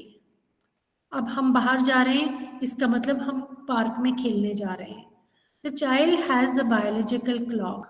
उसके अकॉर्डिंग उसे सब पता लगता है कि अब हम क्या करने वाले हैं. इससे उसे सिक्योरिटी आती है. So we need to establish a routine.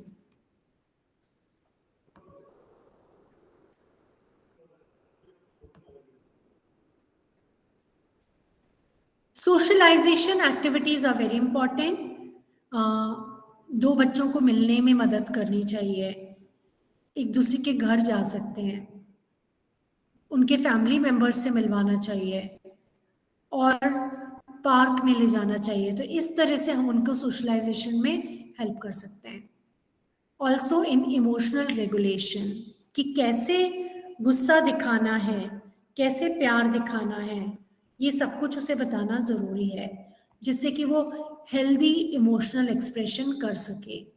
जब उसे दुख होता है तो वो एक्सप्रेस कर सके, जब वो खुशी होती है तब भी वो एक्सप्रेस कर सके.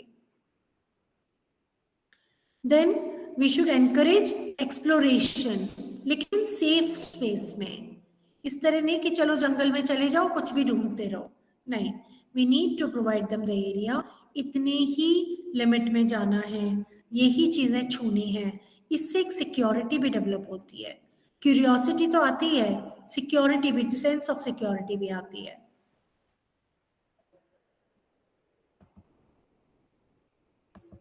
Are you all there?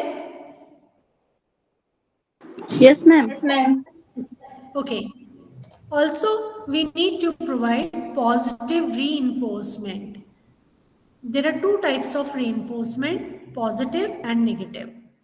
एक होता है ना, जब हम बच्चा कुछ अच्छा काम करता है तो हम उसे कुछ अवार्ड देते हैं, वो पॉजिटिव reinforcement होता है. और जब एक बच्चा कुछ खराब काम करता है तो हम कहते हैं कि ठीक है अब तुम्हें चॉकलेट नहीं मिलेगी. This is negative reinforcement. We don't punish the child. We make him feel the deficiency of his favorite thing. तो स्माइल्स, प्रेजेस देना, उसको बैक पे पैट कर देना और थम्स दिखा देना, थम्स अप दिखा देना, ये सारे पॉजिटिव रिइंफोर्समेंट हैं.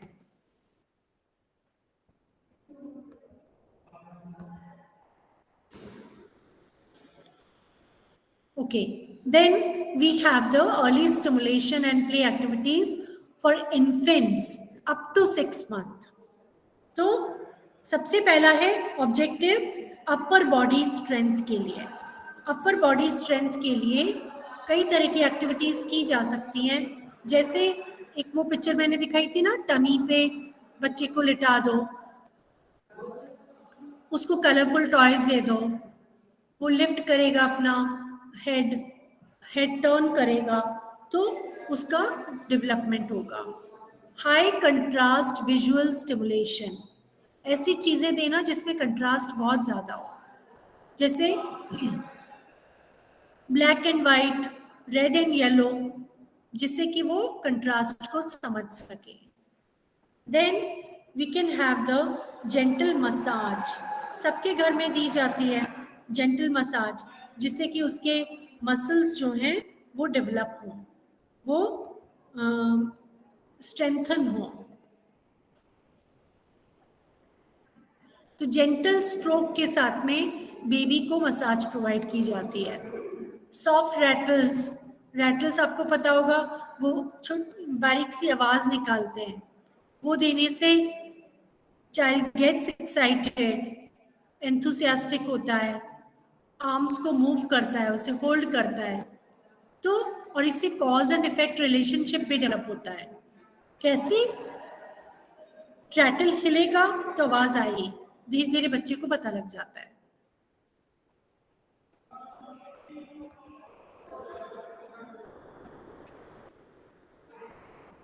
Then we provide narrative interaction, singing, cooing with the baby.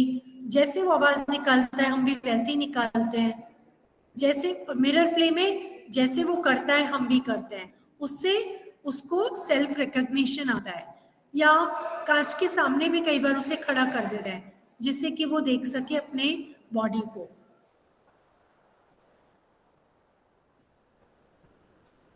Just hold on for a second. Hello Kuhu? हाँ बेटे, मैं क्लास में बिजी हूँ, मैं 4 o'clock कॉल करूँ? अर्जेंट नहीं होता। NIOS जाके आ गए? ओके, मैं बाद में बात करती हूँ, बाद में। Okay, so we can keep the child in front of the mirror so that the child observes his body and recognizes his actions. Similarly, we can do the gentle swinging also. उससे क्या होता है? Motion and balance दोनों develop होता है। हम लोग usually करते ही हैं, जब बच्चे को सुलाते हैं, जब बच्चे के साथ में खेलते हैं, वी रॉक द बेबी, हम उसे हिलाते हैं। तो इससे वेस्टिबुलर सिस्टम जो होता है उसका वो डेवलप होता है, वो मोशन को फील कर सकता है और उसको बैलेंस भी कर सकता है। Then we can provide the soft fabric exploration. Soft fabric exploration means sensory experience provide करना। बिल्कुल सॉफ्ट टेक्सचर उसको दे दो, वो बार बार उसको टच करेगा जिससे कि उसको प्लेजेंट फील होगा। पीकअप मैंने बताया था, किसी चीज को छुपा देना और ढूंढना, ये ऑब्जेक्ट परमानेंस डेवलप करेगा।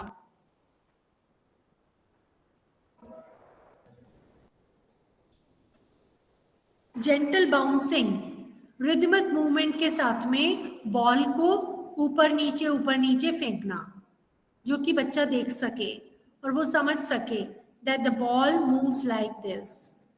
Nature sounds for the auditory stimuli, providing them the sounds of birds, animals, rain, thunder, and we usually provide the calming effect of the sound so that the child gets attached to the nature. Then soft cloth books. To make them interested in books, we provide them cloth books that have soft fabric that is lustrous, very colorful. तो in future वो reading के लिए ready हो जाता है। So that is how we make them understand that the books have the content and the books they can learn from books. Then we have the care and stimulation activities like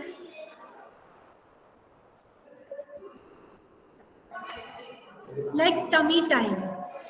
neck and upper body strength के लिए हम क्या करते हैं, बच्चे को उल्टा लिटा देते हैं जिससे कि वो बोट की तरह अपनी बॉडी को बना लेता है। इससे उसकी पूरी बॉडी की एक्सरसाइज होती है। Then high contrast visual stimulation, I told you that we can have different colours being used in the same toy so that we can provide them the high contrast experience. Just hold on.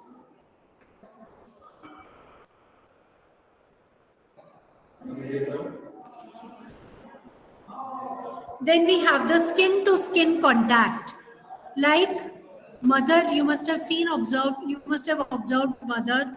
She always keeps the baby very close to her. This regulates the temperature of the baby. इसके अलावा एक emotional connection develop होता है. एक intimate practice mother और baby के बीच में होती है. She provides the gentle touch. वो उसे छूती है, कभी नाक छूती है, कभी गाल छूती है, कभी पूरी बॉडी पे हाथ फेरती है, जिससे कि वो फिजिकल जिसे कहते हैं कि पॉजिटिव कॉन्टैक्ट डेवलप कर सके.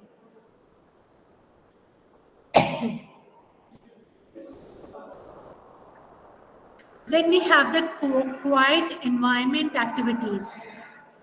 उसको रेस्ट करने देते हैं, थोड़ी देर के लिए अकेले भी छोड़ते हैं, जिससे कि वो पीसफुल हो सके, सो सके, एनर्जी गेन कर सके और फिर से अपनी नई एक्टिविटीज में इन्वॉल्व हो सके. इससे उसकी ग्रोथ होगी.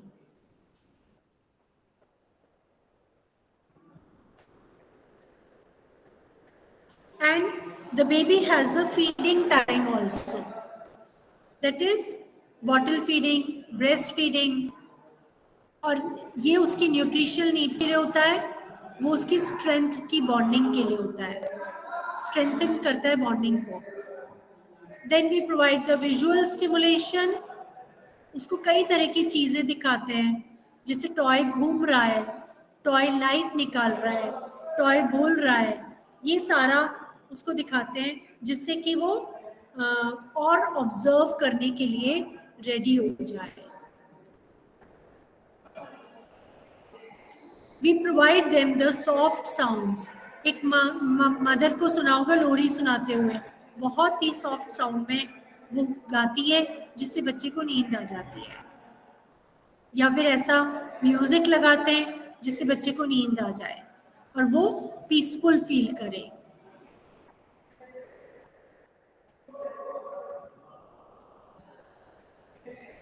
Are you guys listening? Yes, ma'am. Hello? Yes, Hi, ma'am. yes, ma'am. Yes, ma'am. Okay. Okay. Then we have the cuddling time. Cuddling time, it strengthens the attachment between baby and parents. तो इसमें skin to skin contact देते हैं, उसे कभी कभी tight hold करते हैं, कभी सॉफ्टली टच करते हैं, जिससे बेबी को हैप्पीनेस फील हो. ओके, तो ये कटलिंग टाइम बहुत इंपॉर्टेंट होता है. What usually we do is, जैसे बच्चा बड़ा होता है ना, हम कटलिंग टाइम छोड़ देते हैं. How many of you have kids? Yes, ma'am. Ma'am. सबके हैं? क्या एज है? Yes ma'am. 1 year. क्या एज है? 1 year. 1 year. 5. 5 years. और 10 year. 10 year. Okay, I ask you, when was the last time that you cuddled your child? Every night and every morning when he wakes up and when he's going to sleep, I used to cuddle him.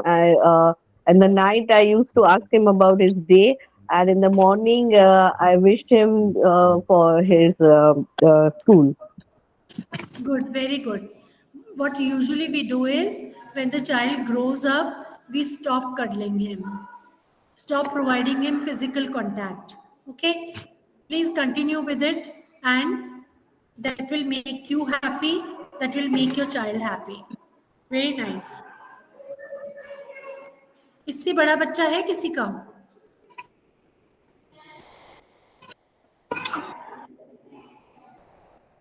नहीं? Okay, I already discussed tummy time with you, soft rattles, interactive mirrors. Okay, then we have the hand and foot massage. We all do that with the oil, with the lotions. This is for the soothing and sensory awareness. इससे blood circulation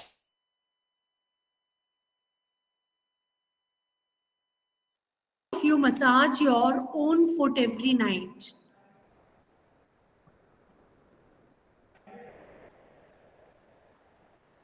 Hello?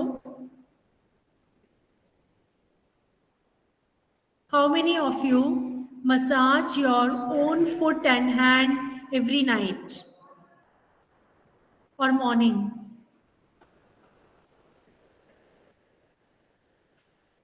नहीं करते? करके देखना. No This ma'am, will- इसके लिए तो time ही नहीं मिलता. हाँ. मैम बेबी मसाज ही होता है यहाँ पर. But this is very important, you know. Just 3 minutes and just massage your foot, massage your hands. थोड़ा सा face पे भी घुमा लो. You will start feeling rejuvenated. You will start feeling younger and you will start loving yourself. और आप देखोगे आपका glow भी बढ़ता जाएगा. ओके आपका एटीट्यूड चेंज हो जाएगा.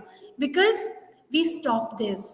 जैसे बच्चा बड़ा होता है ना, हम ये छोड़ देते हैं. बहुत सी कंट्रीज ऐसी हैं उनकी फैमिली प्रैक्टिस होती है कि वो सोने से पहले एक दूसरे के पैर जो होते हैं ना वो मसाज करते हैं. इंडिया में भी बहुत टाइम पहले ऐसे होता था, इफ यू रिमेम्बर, कि पैरों में तेल लगा देते थे या पैर दबाते थे. That was the massage technique that we were providing each other. Then we have the soft squeeze toys. ये आई हैंड कोऑर्डिनेशन के लिए होते हैं. जिस समय बच्चा बहुत यंग होता है, आंख में ना लग जाए, तो हम उसे सॉफ्ट टॉयज देते हैं. ये होल्ड करने के लिए, चीज़ों को मैनिपुलेट करने के लिए, उनके प्रेशर को फील करने के लिए, हैंड प्रेशर को बहुत ज़रूरी होते हैं. So we should provide them soft squeeze toys also. Interactive story time for skill and bonding, जिससे कि वो प्रॉब्लम को समझ सके, सॉल्यूशंस कर सकें. So we need to provide them story every night. Then we have the floating and splashing during bath time. सब करते थे ना ये. जब छोटे बच्चे थे तो उनके साथ में पानी उछालते थे उन पे और उनको पानी में हाथ मारना सिखाते थे, टॉय भी रखते थे. लेकिन जैसे जैसे बड़े हुए, how much time do you take now for bathing?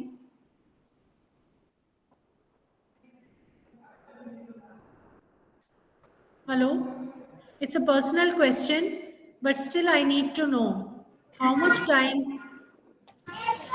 15 to 20 minutes. 15 to 20 minutes. And I guarantee जो लोग वर्किंग है ना मेरी तरह, वो इतना भी नहीं लेते होंगे, है ना. Ma'am repeat your question. how much of time do you take in bathing?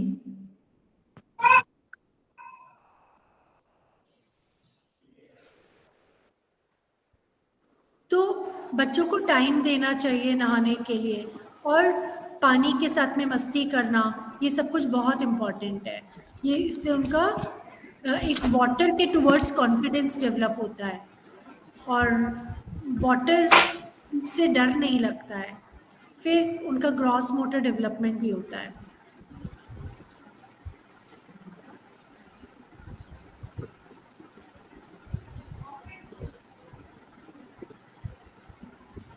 Okay, then we can have baby safe mirrored surfaces.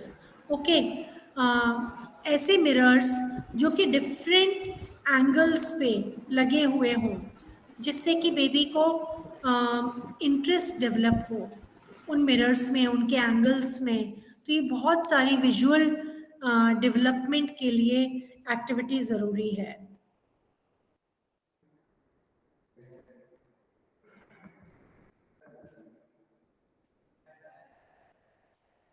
Now, selecting play material for children.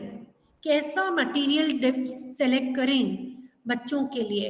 Expensive सबको ये लगता है कि हम जाएंगे और एक बहुत अच्छी कंपनी का टॉय खरीद कर लेकर आ जाएंगे तो बच्चा ज़्यादा इंटेलिजेंट हो जाएगा. ऐसा कुछ भी नहीं है. एक वो कहानी कविता सुनिए ना, मैं तो वही खिलौना लूंगा, मचल गया दीना का लाल। किसी ने सुनी है? No. नो, इस स्टोरी में ये है कि एक तो कुम्हार का बच्चा है, कुम्हार यानी the one who is using the clay to make the vessels, okay, और एक राजा का बच्चा है। तो राजा के बच्चे ने जब कुम्हार के बच्चे के पास में हाथी, घोड़ा, बर्तन, चम्मच, ये सारी चीजें देखी, छोटी छोटी कुम्हार बना देता था, तो उसने अपने सारे टॉयज फेंक दिए और बोला कि मुझे तो वही वाले टॉयज चाहिए। इधर जो दीना का लाल था, दीना का बेटा था, उसके पास में सारे ये वाले टॉयज थे। उसने जब चमकता हुआ टॉय राजा का देखा, राजा के बच्चे का, तो उसको लगा कि मुझे तो वो टॉय चाहिए। तो कई लोगों ने, बहुत लोगों ने आके राजा के बच्चे को समझाया कि भाई वो तो बहुत महंगा है तुम्हारा, तो वो तो बहुत सस्ता है। उसने कहा मिट्टी का बना हुआ हो या सोने का, मुझे कोई मतलब नहीं है, मुझे तो वही टॉय चाहिए। So this is how we should think for the children's toys.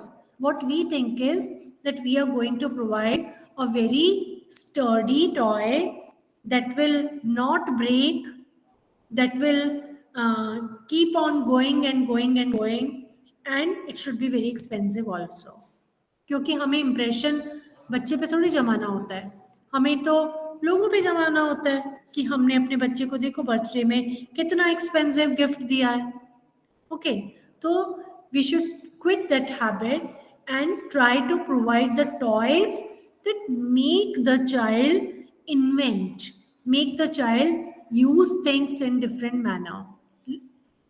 सबसे अच्छा टॉय तो फिर वही हुआ कि मदर किचन में काम कर रही है और उसने कई तरह के कटोरी बच्चे को पकड़ा दी और साथ में एक स्पून दे दिया। अब वो बच्चा 2-3 तरह के स्पून से 2-3 बर्तन में मार रहा है जब, तो उसको फील हो रहा है कि every vessel is making different sound. Maybe in future he will become a musician. Okay, so this is the way we need to think.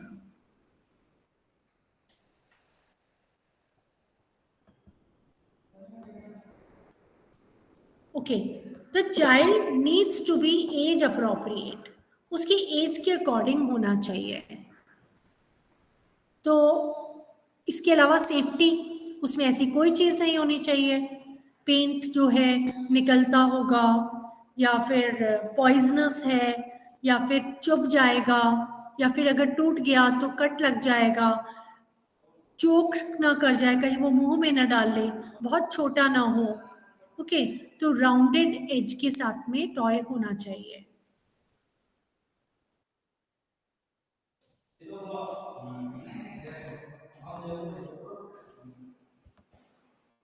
Then every child should have the multi-sensory appeal. So the toy should have this multi-sensory appeal. Different colors हो उसमें, sounds हो, scents भी हो सकते हैं, textures भी हो सकते हैं, तो ये sensory experiences उसके होने चाहिए। The play can be open-ended play also, like providing the toy, providing the material so that the child can play on by himself. जैसे कि उसको कपड़ा दे दिया और डॉल दे दी, अब तुम इसके कपड़े बनाओ। अब वो कैसे भी कपड़े बना सकता है, काट के, केवल लपेट के या चिपका के। So it's his wish. Every toy should have the educational value. Educational value means it should be able to teach something. STEM मतलब science, technology, engineering and mathematics, ये सारे गोल्स फिल करता हो। He should be able to understand some scientific concept, should be able to use the technology, should be able to construct, and should be able to calculate. It should have the durability, that it should not break and hurt the child. The play should have the cultural diversity. It should come from many different cultures, so that the child is able to learn about the backgrounds and experiences of different cultures. It should be age adaptive toy. Like, according to the age, the child should be able to modify it. Like, if you provide him the blocks, at the age of 6 months, the child will put it into the mouth. When he will be 1 year, he will keep one block above another. When he'll be 2 years, he will make a car out of it. So it should be age adaptive toy. Balance of old and new, because we cannot provide him new things again and again. We cannot provide him modern toys again and again. So it should be the balance between traditional and modern. It can be classical doll or it can be a board game. Then there should be environmental considerations also. It should be made up of eco-friendly materials. Nothing poisonous in it, nothing poisonous for the child, nothing poisonous for the environment. It should have some physical activity also. Like, the baby should be able to move, use hands, run. So toys like ropes, bicycles, they help in physical activity. It should be able to provide some social interaction also, some teamwork also, like board games, carom, chess. Then it should be developmentally appropriate. If the child's IQ is not of that mentioned on the toy, he should be provided a toy that can be used by the child of lower age group. It should be interest-based selection. What is child interested in? What are his hobbies and interests? Is he interested in animals, science, storytelling? According to that, the toy should be provided. Then comes the storage and organization.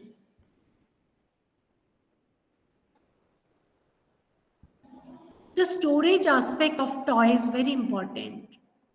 If you do not store it properly, then it will become dirty. It will go into the mouth of the baby and the baby will fall sick. So we need to clean and store the toy after every use. Next is early stimulation activities for promoting sensory, physical, and motor development. Tummy time, I already told you that it strengthens the neck and body muscles.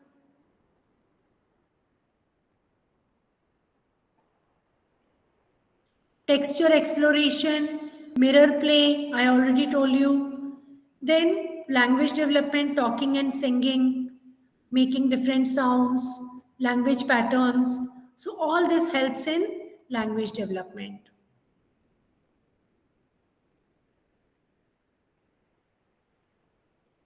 Then comes face-to-face interaction is very important. The two children should be placed at a place where they can do the face-to-face interaction.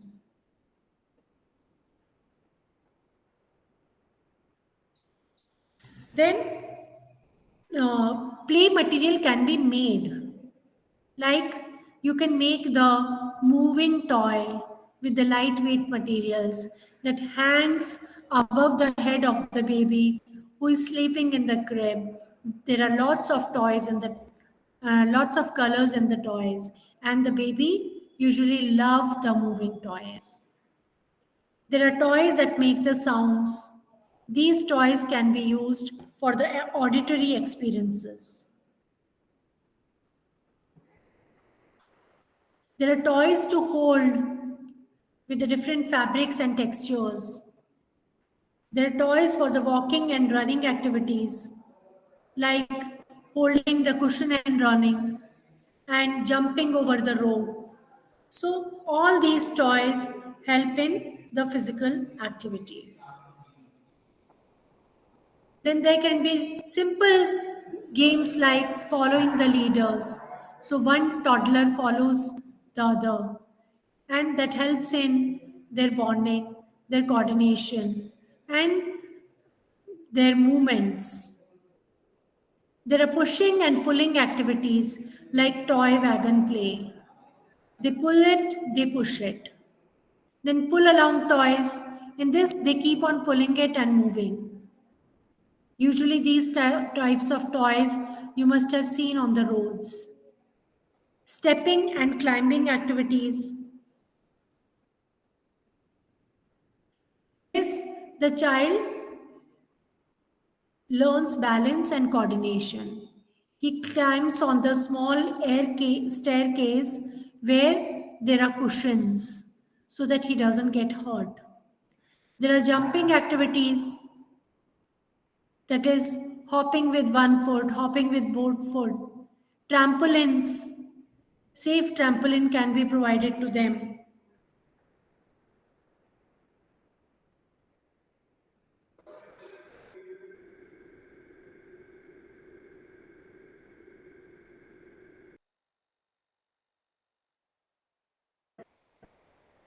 We have the activities with the balls, catching the ball, throwing the ball, rolling the ball pit in which we can throw the ball, untangling the web. Like you provide them the wool that is tangled, they need to clean it. So, this is untangling activities. Putting objects into containers, like sorting the things and putting in the right container. Nested box, stacking the things, keeping them one over another. So that is nested box. Nesting and seriation activities, we usually provide nesting cups for arrangement. And sorting means, I gave you an example of rajma and chole. You give them, mix them, give it to the child. He will sort it out.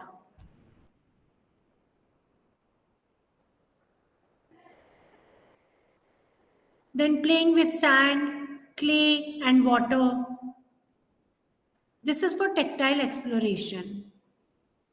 And along with it, you can also provide them cups, toys, and other containers so that they can have the better exploration. Scribbling and drawing. Large sheets are available, and the child scribbles and draws on it.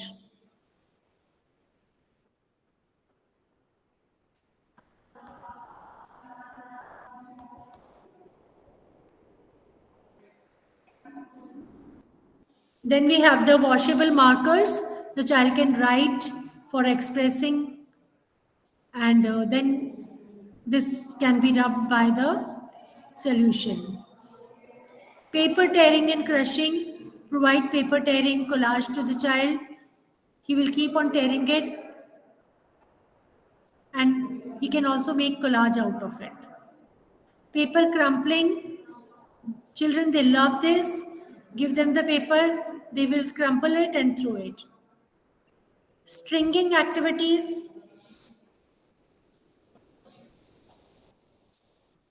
like you provide them big wooden beads along with the wire, and these can be put in the wire. Pasta necklace. It is made with the help of pasta.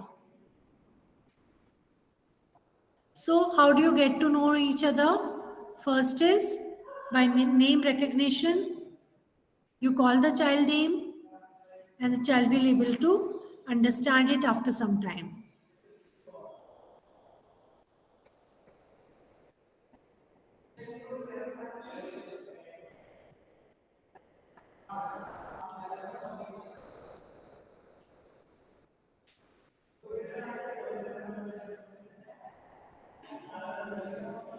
Then we have the cozy reading nook.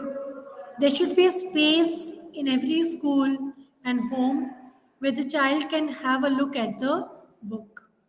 There are interactive books also, which talk, which answer questions. These books, they have different textures, flaps, and sounds.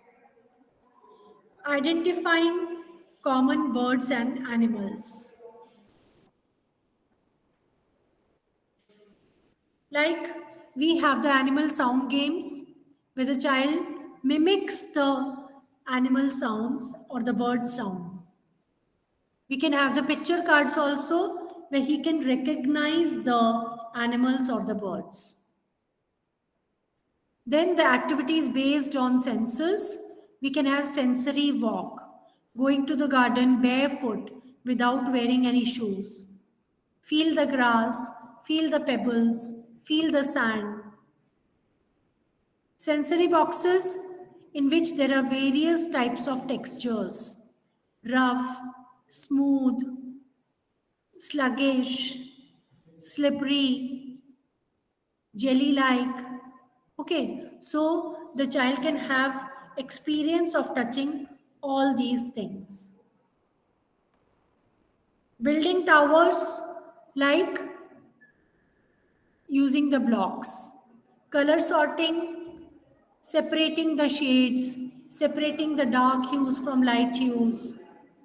Matching activities like animals being matched with their homes, birds being matched with the wings or the beaks. So we can do all these activities with the children.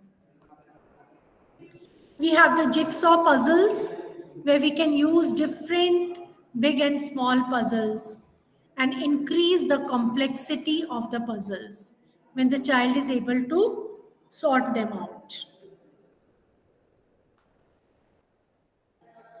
Then we have the role playing, very important. Give them the story, they will play the role. Dress up corner, give them the costumes, they will pretend and they will play. We all have done this at home. Hide and seek, hiding somewhere and trying to find out.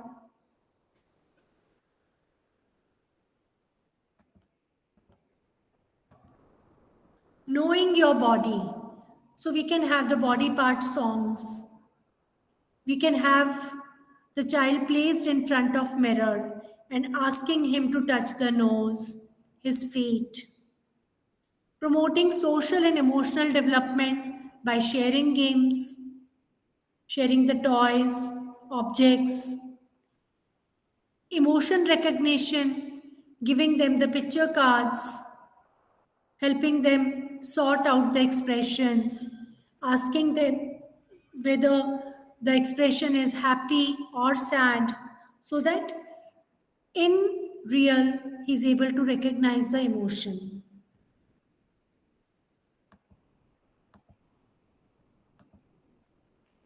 So we can have the sensory bottles also. Sensory bottles that have the lukewarm water or cold water that can be touched by the child, bottle with different color water that helps them in soothing. Then we can have the play doh. We all know the clay. They can make toys with the clay. Paper plate craft. Give them the origami paper. Give them the paper plates. Give them the kite paper. And they will be able to express themselves artistically.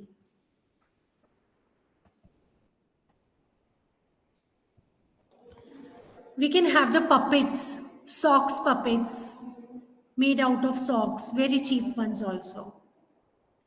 We can have the nature collage. Give them a space. Ask them to stick the leaves, flowers, twigs, sand at that collage.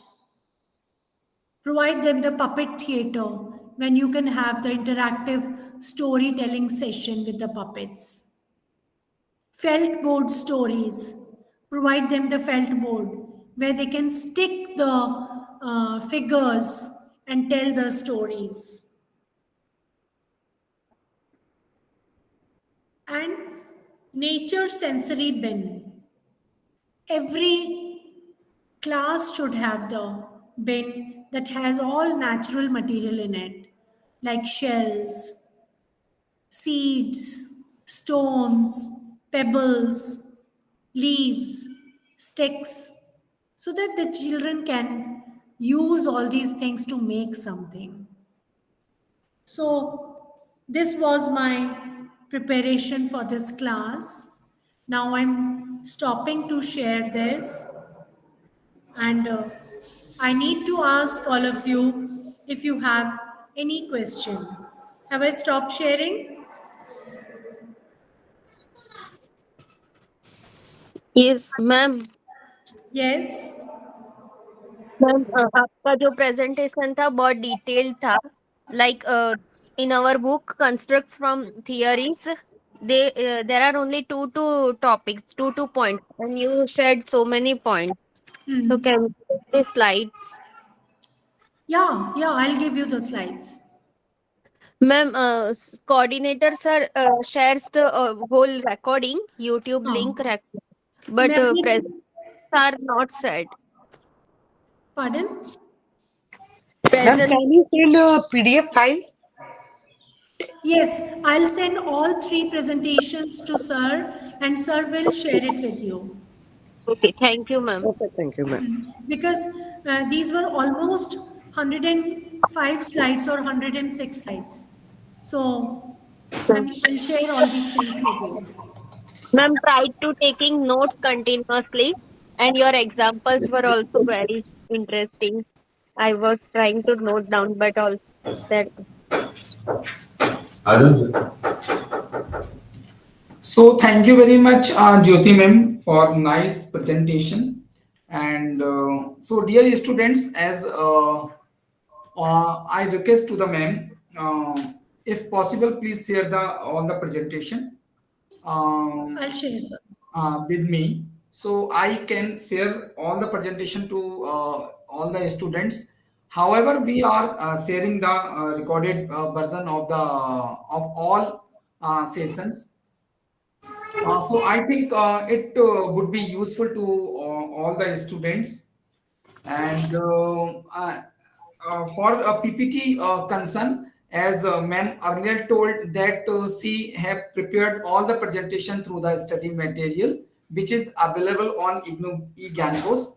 I have shared the link of eGyankos. If you can see the link of eGyankos, so definitely you will find all the study material about PGD, ECFE, and what counseling sessions have been taken out. So if you see the link and access the link and see the study material. So thank you very much, ma'am, and thanks to all students. So as per schedule, we have completed all 3 sessions of first and second course. Now, as per schedule, we will continue the counseling sessions of third course, fourth course, and 5 course. So all are requested. Please join the counseling sessions of remaining courses as per schedule. So thanks, Jyoti ma'am, for nice presentation.